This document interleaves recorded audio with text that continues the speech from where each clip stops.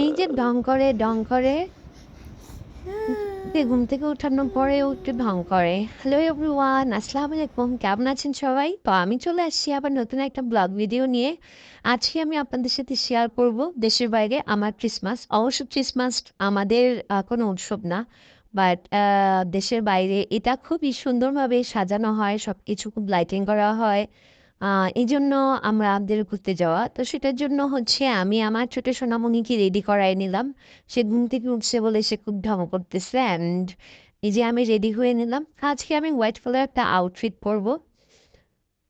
উম, যেহেতু এটা ক্রিসমাস সেহেতু I choose white and red আমাকে স্যুট করে কম, সো আমি হোয়াইট কালার একটা আউটফিট পরলাম অ্যান্ড আগেই আমি হচ্ছে সাজটা দিয়ে রেখেছিলাম।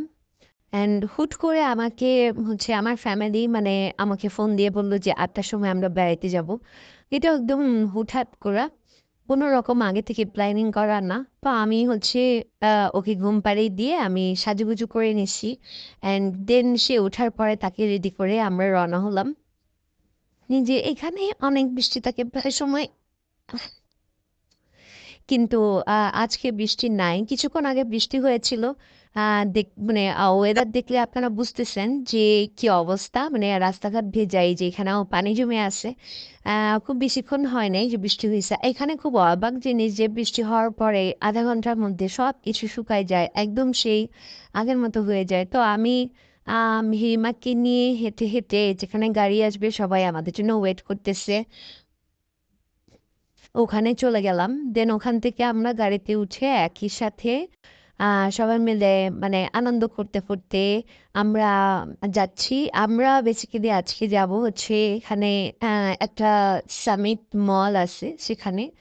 তো আমরা সবাই চলে যাচ্ছি। এটা বাসা থেকে খুব বেশি দূরে না, সর্বোচ্চ ৫ মিনিট লাগে গাড়িতে করে যাইতে, এর বেশি সময় লাগে না। তবে জ্যাম থাকলে সেটা আলাদা ব্যাপার, হয়তো ২ মিনিট বেশি লাগে। বিদেশের মাটিতে জ্যাম ১ ঘন্টা হয় না, আধা ঘন্টা হয় না, ২ থেকে ৩ মিনিট হয়। হোয়াট এভার, আমি দেখলাম যে এরা ২ থেকে ৩ মিনিটে অনেক বেশি বিরক্ত হয়। তো এই যে হচ্ছে আমার জামাইবাবু। তো আমরা মানে নামলাম গাড়ি থেকে সবাই। এখন আমরা হচ্ছে যাচ্ছি। এরা সবাই মেহেরিমাকে নিয়ে খুব আনন্দ করতেছে, ফ্যামিলির বাকিরা। তো অ্যান্ড শি লাইকস এ লট। সে আসলে বাইরে ঘুরতে যেতে অনেক বেশি পছন্দ করে। অ্যাকচুয়ালি আমাদের সময় হয়ে ওঠে নাই বাইরে আসার পরে সব কিছু সেটেল করতে করতে। আমাদের ঘোরাঘুরি তেমন একটা হয় নাই।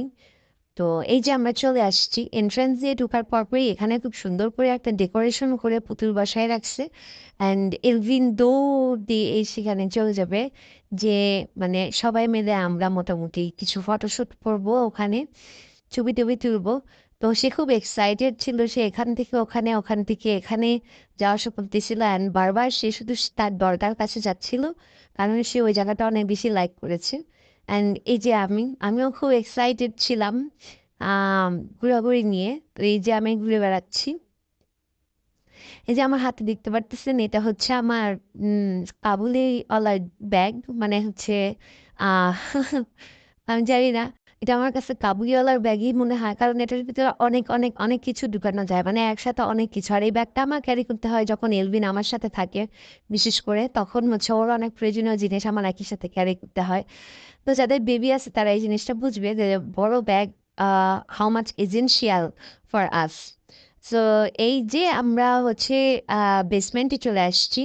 আহ, আমি প্রথমে বেসমেন্টে এসেছি আর এখানে অনেক ধরনের খেলাধুলা আছে বাচ্চাদের জন্য।